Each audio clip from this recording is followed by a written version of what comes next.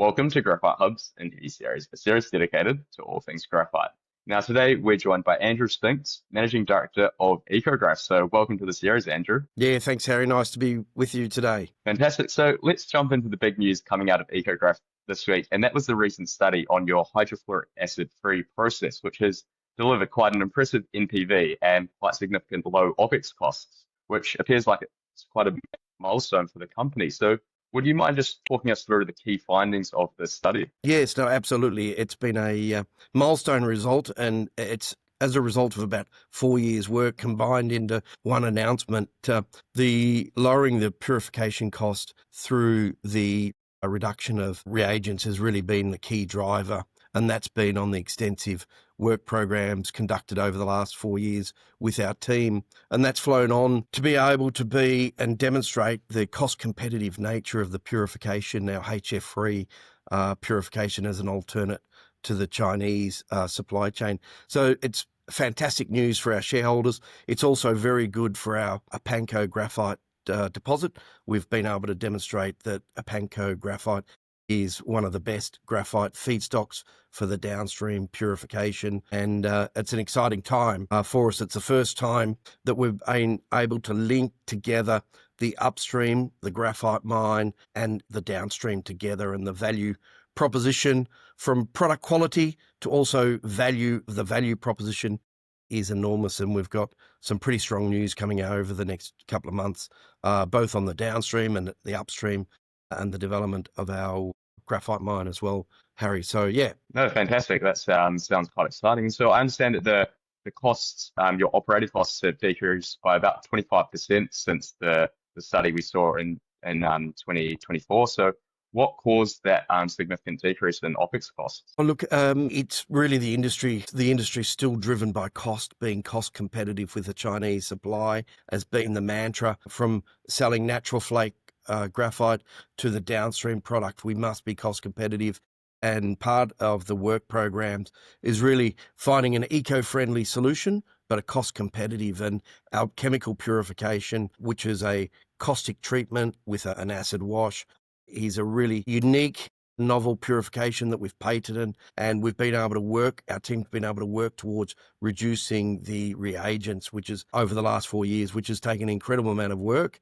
And the result is outstanding. And, we've really got the opportunity to develop the downstream in the 3 main manufacturing hubs in Europe, Asia, and the US. Oh, great. And so maybe let's jump into this purification method in a bit more detail, because at the moment we see in China the conventional purification methods, which aren't that environmentally friendly. So could you just talk us through how this process that EcoGraf is doing delivers these advantages when it comes to sustainability and cost efficiency? Yeah, when we set out to develop a process over 9-10 years ago, we were aware of the Chinese dominating this market.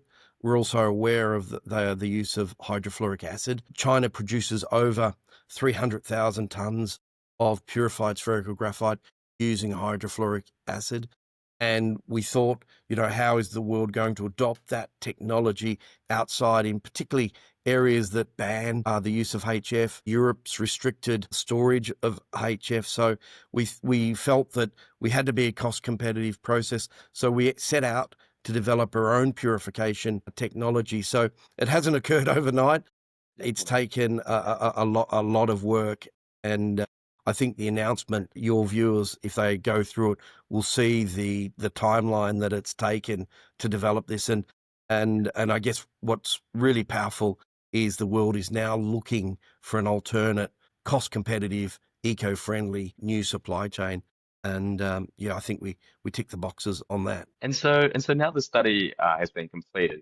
How do you think it's going to influence the financing pathway, say, for Epanko? And how is it going to support the broader vertically integrated strategy that EcoGraf is aiming to achieve? Yeah, that's a great question. And, part of the team, large part of our team has been focused on the Epanko financing. We mandated KfW for US 105 million through the German government Euler Hermes process for ensuring a raw material into Germany. We're at the back end of that process. It's taken over 18 months to, meet the diligence process that you have to go through. So I think it is really that will provide the certainty of the feedstock. And now we've got the certainty of the feedstock and the development of our downstream coming together. It'll really show that we've got a integrated supply chain into these markets, particularly Europe and the US, that are really, for various reasons, wanting an alternate source to China. Europe's very driven by sustainability, and the US is driven by, now, it was clean energy, but now it's gone on to Department of Defense and sovereign capability. And I think, we've got a process that can be located in both those jurisdictions with a feedstock coming from Epanko. So, yeah, the vertical integration is really the key. It's the value of the parts going downstream that makes the whole thing work. And it's not dissimilar to rare earths, that it's not just about the rare earths, it's about the downstream and the value capture of that downstream as well. Right. And then so now what's next for EcoGraf?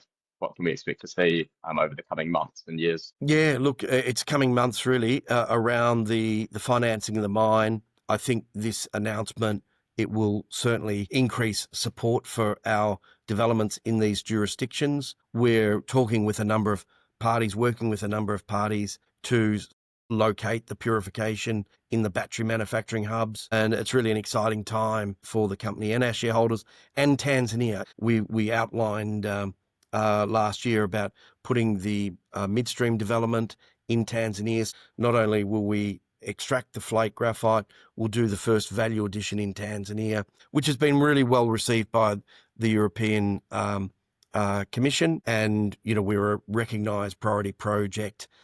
We recently hosted quite a significant visit on site, and we're going to see further support for our project. So yeah, I think it's quite an exciting time for the company. It's been built up. It's been a long lead time to these developments, but I think it provides the certainty, the due diligence and the process that we've gone through provides the certainty to customers on the quality, but also the sustainability and the longevity of our developments, that, everything we're doing is being done to the highest engineering, but also environmental standards. Well, fantastic, Andrew. It's a huge announcement from EcoGraf. So it's been a pleasure to talk to you today about the announcement, and we look forward to up to date with EcoGraf as they move forward. So yeah, appreciate your time, and we look forward to having you on again sometime soon. Yeah, thanks. Thanks very much, Harry. Nice to be with you. And anybody that likes graphite is our friend. And the Graphite Hub looks like it's a great initiative that you've developed. And the time